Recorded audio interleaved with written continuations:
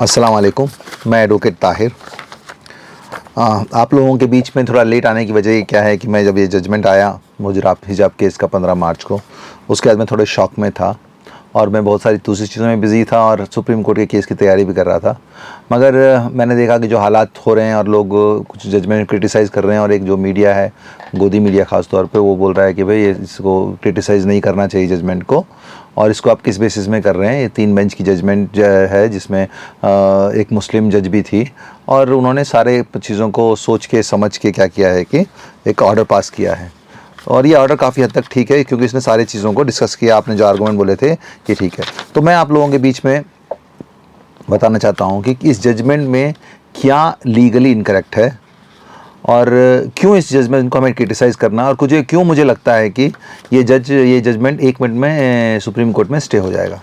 इसमें सबसे बड़ी वजह क्या है कि जो आपको जैसा कि मालूम है, सुप्रीम कोर्ट में जो एक बहुत फेमस केस सबरीमाला का केस है, जो इंडियन यंग लॉयर एसोसिएशन के नाम पर है वो केस। एक सबरीमाला केस है जिसमें सुप्रीम कोर्ट ने रिव्यू पिटिशन एक्सेप्ट कर लिया है और उसमें स्पेसिफिकली 7 क्वेश्चन फ्रेम किए। उन 7 क्वेश्चनों में जो 4 सबसे बड़े, टोटल 8 क्वेश्चन फ्रेम किए, उनमें जो 2 स्ट्राइकिंग क्वेश्चंस हैं जो कि बहुत इंपॉर्टेंट है जो सुप्रीम कोर्ट ने फ्रेम किए, उनमें से क्वेश्चन नंबर 4 है जिसमें बताया गया है कि what is the scope and extent of judicial review with regard to religious practice as referred in article 25 of constitution of India. इसका मतलब क्या है कि जुडिशियल पावर कितने एक्सटेंट तक और उसका क्या स्कोप है, ये डिसाइड करने के लिए कि आर्टिकल 25 जो रिलीजियस राइट है वो डिसाइड करने के लिए कितने हद तक जुडिशियल पावर इस्तेमाल हो सकती है। और ये दूसरा क्वेश्चन रिलेवेंट क्वेश्चन है जो कि क्वेश्चन नंबर 5 है, what is the scope and ambit of right of freedom of religion under article 25 constitution of India. यानी कि आर्टिकल 25 का क्या स्कोप और एम्बिट है राइट ऑफ रिलीजन का आर्टिकल 25 में। तो ये 2 जो क्वेश्चन इंपॉर्टेंट क्वेश्चन हैं, ये क्वेश्चन सिर्फ हमने सबरीमाला केस सुना, इसके अलावा भी और जो 3 केसेस हैं जो कि बहुत इंपॉर्टेंट हैं, सिमिलर लाइन में हैं, उन केसेस को भी पेंडिंग इस सबरीमाला के साथ मर्ज कर दिया है और उसमें भी एक एसेंशियल रिलीजियस प्रैक्टिस का क्वेश्चन उठे हैं। उनमें से एक मुस्लिम औरतों का मस्जिद में प्रवेश के लिए एक है, वो एक केस है। दूसरा सर्कमसिशन का जो इशू बोरी मुस्लिम औरतों के बीच में, वो उसके बारे में वो केस है। तीसरा क्या है, जो चौथा जो लास्ट के जजमेंट है, पारसी वुमेंस का जो मैरिज, उनके जब किसी भी intercaste marriage, inter religion marriage हो जाती है तो according to Parsi culture they are bar from Parsi religion. तो ये 4 केसेस में ये पर्टिकुलर रिलीजियस प्रैक्टिस के बारे में एक डिस्प्यूट है और उसी को सुप्रीम कोर्ट में इन सारे केसेस को मर्ज करके सुप्रीम कोर्ट में ये वैलिड क्वेश्चंस पेंडिंग है। जब ऐसी हालत में जब कोई वैलिड क्वेश्चन सुप्रीम कोर्ट में लार्जर 7 जज बेंच के पास पेंडिंग है, तो कोई दूसरा कोर्ट, सुप्रीम कोर्ट ही या इंडिया का कोई दूसरा कोर्ट, एसेंशियल रिलीजियस प्रैक्टिस के बारे में कोई ओपिनियन दे सकता है नहीं। तो मेरी जो अंडरस्टैंडिंग है, जो लीगल जो जुडिशियल डिसिप्लिन बोलता है कि कोई भी कोर्ट उसके बारे में कोई ओपिनियन नहीं दे सकता। तो जो यहाँ पर high court, Karnataka high court ने जो क्वेश्चन फ्रेम किया, जो पहला क्वेश्चन फ्रेम किया था, whether wearing hijab headscarf is a part of essential religious practice in Islamic faith protected under article 25 of constitution of India. So ये जो पहला क्वेश्चन है, इसका आंसर ना ही वो लोग दे सकते हैं और ना ही इस तरह के क्वेश्चन को वो लोग कंसिडर कर सकते हैं। तो इसके लिए मुझे पूरी तरह से उम्मीद है कोई मेरी ये जजमेंट है, ये पूरे तरीके से इसको स्टॉप हो जाएगी। पहला चीज़ है। दूसरी चीज़, ऐसा नहीं है कि इनको ये मालूम नहीं था, ये चीज़ इनको आर्गूमेंट के दौरान सबरीमाला का जजमेंट पेंडिंग है रिव्यू में, ये भी उनको मालूम है और मैंने स्पेसिफिकली मेमो के ज़रिए ये सबरीमाला का जो रिव्यू पिटिशन में जो पॉइंट्स हैं वो भी मैंने मेमो के ज़रिए कोर्ट में भी दिया था, मगर उसका कहीं भी रेफरेंस नहीं आया। और ये जो केस था एक मामूली यूनिफॉर्म का डिस्प्यूट था जिसमें हमने स्पेसिफिक एक वैलिड जो प्रेयर पूछी थी, जो मेन पिटिशनर्स की, उनका वैलिड प्रेयर क्या थी कि ऑलरेडी पीयू बोर्ड की एक गाइडलाइंस है जिस गाइडलाइंस में यूनिफॉर्म नहीं है बोल के बोला गया है और जो लोग यूनिफॉर्म इम्पोज करते हैं उनके ऊपर एक्शन लेना बोल के बताया गया। फिर भी ये जो कॉलेज, जो पीयू गवर्नमेंट कॉलेज है, वो इलीगली हम पर यूनिफॉर्म इम्पोज कर रहा है। फिर भी हमें यूनिफॉर्म से कोई परेशानी नहीं है। हम क्या चाहते हैं, हमें एक रीजनेबल एक्सेप्शन देना है जिसमें कि हमें अकोमोडेट करना है और जो स्कूल का जो दुपट्टा है उसको हमें हेड स्कार्फ की तरह यूज़ करने देना है। ये एक स्पेशल प्रेयर थी। मगर इस केस को डिफरेंट लेवल पे ले जाकर ऐसे क्वेश्चन फ्रेम किए गए जिस क्वेश्चंस को जो ना ही ज़रूरत थी जिसकी, और उसका ना ही एक बार फ्रेम होने का उसको आंसर देने की ज़रूरत नहीं थी, क्योंकि वो लीगल जुडिशियल डिसिप्लिन के खिलाफ है। जब कि एक सुप्रीम कोर्ट में 7 जज बेंच के सामने एक सिमिलर केस ये क्वेश्चंस पेंडिंग है, तो उस अकाउंट में जजमेंट को हम क्रिटिसाइज़ कर सकते हैं। दूसरा जो सबसे इम्पॉर्टेंट चीज़ जो है इसमें, अगर आप देखेंगे तो इन्होंने जो ये डिस्कशन के टाइम में वो किस हद तक चले गए हैं, और उन्होंने क्या किया है कि जैसे आपको मालूम है कि आर्गूमेंट के दौरान कुरान की कुछ हदीसें पेश की गई, और अब इन्होंने क्या किया, जो जजेस ने, उन्होंने पेज नंबर 62 में जाएंगे तो पेज नंबर 62 में स्पेसिफिक एक क्वेश्चन फ्रेम किया, पार्ट नंबर 9 डाल के, सीरियल नंबर 9 डाल के रोमन, जिसमें लिखा गया एज टू हिजाब बीइंग ए कुरानिक इंजंक्शन, यानी कि इस चैप्टर में इन्होंने हिजाब कुरान का इंजंक्शन है, यानी कुरान का एक हुक्म है, यानी उसके ऊपर डिस्कशन किया है। तो इन्होंने जो भी हम लोगों ने आयतें पेश की थी, उन आयतों के अलावा भी एक दो और आयतें पेश करी। तो इनमें जो खास तौर पे जो आयतें पेश की गई थी, सूरह नूर की आयत नंबर 31, और जो दूसरी थी सूरह अहज़ाब की आयत नंबर 59। तो इन दोनों आयतों में ये कुरान की डायरेक्ट आयत है। और क्यों ये ज़रूरत पड़ी कुरान की आयतों को देखने के लिए, इस केस में ख़ास समझने की बात है। आपको मालूम है ट्रिपल तलाक का केस हुआ था।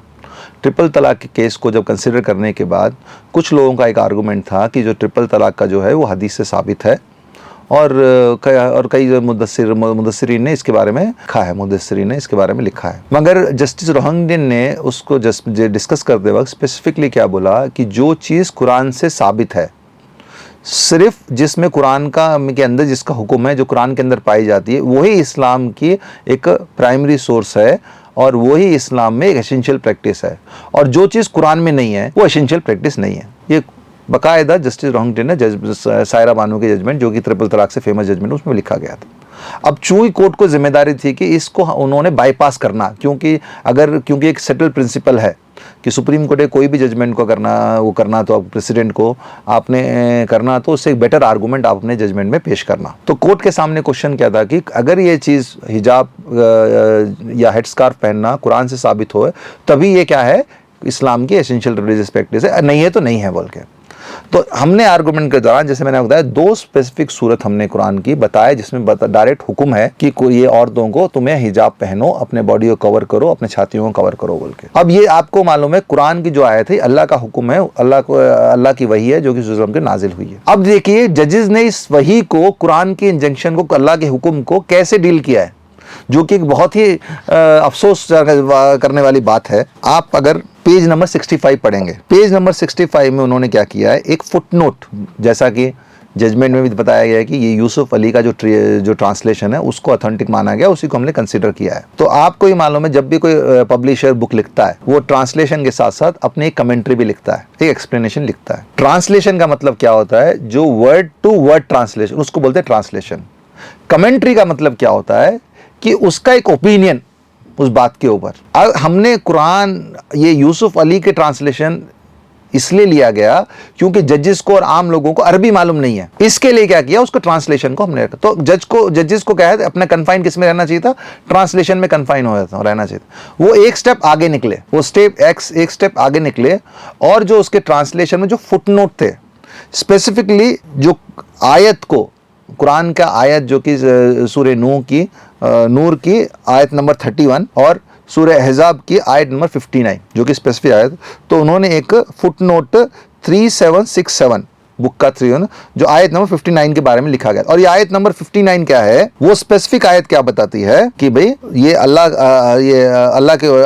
के रसूल को अल्लाह ताला बोल रहे हैं, खिताब करते हुए बोल रहे हैं कि अपनी बीवियों और बच्चियों को और बिलीविंग औरतों को आप बताओ, आप जब भी बाहर निकलो तो अपने जिस्म को एक आउटर गारमेंट से कवर कर लो जो कि आपके लिए कन्वीनियंट हो, ताकि तुम लोग मोलेस्ट ना हो। और अगर कोई ऐसा गलती से वो नहीं कवर कर पाता है, गलती से वो नहीं कवर करता है, तो अल्लाह उसको माफ कर देता है और वो बहुत मर्सीफुल है। ये आयत नंबर 59 में है। उसी का एक्सप्लेनेशन एक फुटनोट में लिखा है 3767। उस फुटनोट में लिखा हुआ है कि this rule is not absolute, यानी कि जो औरतें जो बाहर निकलती हैं उनको बाहर गारमेंट, जो आउटर गारमेंट पहनने का हुक्म जो है वो एब्सोल्यूट नहीं है, एब्सोल्यूट नहीं है। अगर वो कभी गलती से भूल गए, कोई गलती हो गई, तो अल्लाह उसको माफ करने वाला है। किसका ये कमेंट, ये जिस पब्लिशर ने बुक लिखी है उस जो राइटर बुक का, उसका ये कमेंट है। जबकि अल्लाह का हुक्म क्या है कि तुम्हें पहनो, करो, और तुमसे गलती से कुछ हो जाए तो अल्लाह माफ करने वाला है बोल के ये है। और वहीं पर अगर हम लोग आयत नंबर 31 जो कि स्पेसिफिक पॉइंट के ऊपर है, उसमें बाकायदा लिखा गया है कि say to believing women that they should lower their gaze and guard their modesty and they should not display their beauty and ornaments except with their most ordinary appearance thereof, and they should draw their veil over their bosom and not display their beauty except to their husband, their father। फिर उनके बाद जो दूसरे जो लोग उनके महरम है उनके बारे में डिक्लेयर। तो ये आयत जो है मेरे हिसाब से डायरेक्ट अल्लाह का हुक्म है, जहाँ पे अल्लाह ताला डायरेक्ट औरतों को हुक्म दे रहा है, मुसलमान औरतों को, जिसमें सारी बिलीविंग वुमेन है कि तुम्हें अपने जिस्म को ढकना है और कैसे ढकना है, किस हालात में ढकना है और किन से ढकना है बोल के पूरा डायरेक्ट। इसके बारे में कोई इन्होंने का वो नहीं है, मगर उन्होंने जो एक फुट नोट सूरह अहज़ाब की 59 आयत है, उस फुट नोट को लेके इस अल्लाह के हुक्म को उन्होंने एक गोया के ऐसे पेश किया कि ये अल्लाह का हुक्म नहीं है ये, और ये औरतों को मैंडेटरी नहीं है। तो इस पॉइंट्स के ऊपर सबसे ज्यादा जरूरी है इस जजमेंट्स को हम सिर्फ आम मुसलमान ने, जो हमारे रिलीजियस लीडर्स हैं, वो लोग इस जजमेंट को कंडेम करना, क्योंकि इस जजमेंट में अल्लाह के हुक्म को डायरेक्ट किस तरीके से किससे कंपेयर किया गया है, एक फुट नोट से कंपेयर किया है। और आप सभी जानते हैं जो कुरान की आयतें हैं उस हुक्म की क्या वैल्यू है। ये एक हुई। दूसरी जो सबसे इंपॉर्टेंट जो बात है और जो सरप्राइज करने वाली बात है, आप अगर पेज नंबर 53 में देखेंगे, उसमें 7th चैप्टर उन्होंने जो बनाया है, as to protection of essential religious practice and the test of it ascertainment, यानी कि कौन सा क्या प्रोटेक्शन के, कौन सी रिलीजियस प्रैक्टिस को प्रोटेक्शन करने के लिए उसका किस तरीके से टेस्ट होना चाहिए बोल के ये चैप्टर बताता है पेज नंबर 53 में। अगर आप देखेंगे तो उसमें पेज नंबर 53 में डॉक्टर अंबेडकर का एक कोट है। ये कोट कौन सा कोट है, ये जब कॉन्स्टिट्यूशनल असेंबली में जब डिबेट होता है उसमें इस कोट को ये बोला गया था। उस कोट में उन्होंने क्या बोला है कि जब ये सवाल उठा कि भाई ये हम किस हद तक कौन सी प्रैक्टिस को आर्टिकल 25 के अंदर प्रोटेक्ट करना चाहिए, तो उसमें इस डिस्कशन में, डिबेट में बाबा साहब भीमराव अंबेडकर ने क्या बोला। और ये बात समझने के लिए जरूरी है क्योंकि हमारे जो कॉन्स्टिट्यूशन के जो मेन चीफ आर्किटेक्ट बाबा साहब भीमराव अंबेडकर हैं, और बहुत सारी चीजें जिनके ऊपर डिस्प्यूट था उनको फाइन ट्यून करने के लिए भीमराव अंबेडकर जी ने उन चीजों को बहुत ही क्लैरिटी से रखा, ताकि वो तभी चीजें हमारे कॉन्स्टिट्यूशन में इनकॉर्पोरेट हुई और जगह पा सके। देखिए इसमें उन्होंने क्या लिखा कोर्ट में, the religious conception in this country are so vast that they cover every aspect of life from birth to death. There is nothing extraordinary in saying that we ought to strive hereafter to limit the definition of religion in such a manner that we shall not extend it beyond beliefs and such rituals as may be connected with ceremonial which are essential religious। यानी कि उन्होंने क्या बोलने का है कि हम किसी भी रिलीजियस बिलीफ को हम लोग रिस्ट्रिक्ट नहीं कर सकते, क्योंकि हिंदुस्तान में, हमारे कंट्री में जो रिलीजन का एस्पेक्ट है, हमारी जिंदगी के हर एक एस्पेक्ट को रिलीजन कवर करता है, और वो पैदा होने से लेके मौत तक हमें उसको कवर करता है। और हम इसको नहीं बोल सकते कि भाई इस चीज को रिलीजन एसेंशियल है या इस चीज को एसेंशियल नहीं है। ये कॉन्स्टिट्यूशनल डिबेट असेंबली में, कॉन्स्टिट्यूशन असेंबली के डिबेट में ये बोला गया था। तो जजेस ने इस बात को कोट तो किया, पर इस बात के ऊपर रिलाई नहीं किया। वो किस बात के ऊपर रिलाई किया, पेज नंबर 123 में लास्ट पैरे में डॉक्टर भीमराव अंबेडकर की एक बुक है, बुक के बारे में, उस बुक का नाम क्या है, पाकिस्तान और द पार्टीशन ऑफ इंडिया। वो बुक लिखी गई थी 1947 में। कॉन्स्टिट्यूशनल असेंबली का डिबेट कब हुआ था, 1948-49 में हुआ था, जब कॉन्स्टिट्यूशन बन रहा था। ये 1945 में बुक लिखी गई। उस बुक में चैप्टर 10 में पार्ट 1 में सोशल स्टैग्नेशन बोल के एक चैप्टर था। तो उसमें क्या लिखा गया कि जो मुस्लिम औरतें हैं वो हमेशा क्या करते हैं, अपने बाप ने जो फैमिली घर के जो मेल मेंबर होते हैं वो लोग उनको देखते हैं, और हमेशा वो लोग बुरके में रहते हैं। बुरके में रहने की वजह से उन लोगों को अंदर बहुत सारी बुराइयां मतलब तो बहुत समाजें पीछे रह जाती हैं, और वो लोग ओपन आके मिल नहीं पाती, और ये सारी प्रॉब्लम जो है ये हमारे बुरके की वजह से होता है। ठीक है, तो ये था 1945 का उस टाइम की एक सोशल प्रैक्टिस के बारे में, जिसमें मुस्लिम औरतों को पर्दे के नाम पर पीछे रखा जाता था। उस बारे में बुक में ही ऑब्जर्वेशन थी। ठीक है, अब उस ऑब्जेक्शन को छोड़ के ऑब्जर्वेशन को छोड़ के उन्होंने क्या लिया, उस पॉइंट को जहां पे हिजाब का कहीं जिक्र नहीं है, क्या लिखा है, पेज नंबर 24 में लिखा है, what the chief architect of our constitution observed more than half a century ago that the purdah practice equally applies to wearing of hijab. जबकि उस बुक में कहीं ना हिजाब के बारे में डिस्कशन भी नहीं है, कहीं कुछ भी नहीं है। ये सिर्फ और सिर्फ एक पूरे तौर पे बुरके का जो कवर, बुरका पूरा बॉडी को करता है, उसके बारे में इसमें डिस्कशन है।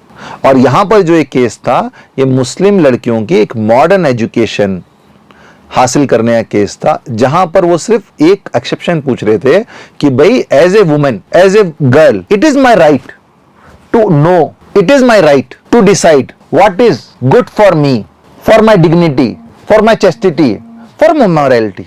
उस बात के ऊपर ये डिस्कशन था, मगर कोर्ट ने क्या किया, पूरी चीजों को अलग एंगल में लेकर गए, डिफरेंट तरीके से पेश किया और एक ऐसा इलीगल ऑर्डर, मैं इलीगल इसलिए बोल रहा हूं क्योंकि कोर्ट इसमें डिसाइड ही नहीं कर सकता जब तक कि सुप्रीम कोर्ट में सबरीमाला केस का डिसाइड नहीं हो सकता। और जो एक इशू एडमिनिस्ट्रेटिव लॉ का इशू था, उसको स्ट्रेच करके, उसको एक्सपेंड करके कॉन्स्टिट्यूशनल लॉ के पैरामीटर में लेकर आ गए, जहां कि उन्होंने ऐसा एक इलीगल ऑर्डर पास किया।